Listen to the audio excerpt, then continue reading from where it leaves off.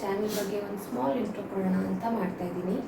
ನನ್ನ ಹೆಸರು ಭೂಮಿಕಾ, ನಾನು 25 ಇಯರ್ಸ್ ಓಲ್ಡ್. ನಾನು ಬ್ಯಾಂಗ್ಳೂರಲ್ಲಿರೋದು. ನನ್ನ ಚಾನಲಲ್ಲಿ life style, entertainment, fashion, travel, daily vlogs, cooking, challenges ಎಲ್ಲನೂ ನೋಡ್ಬೋದು.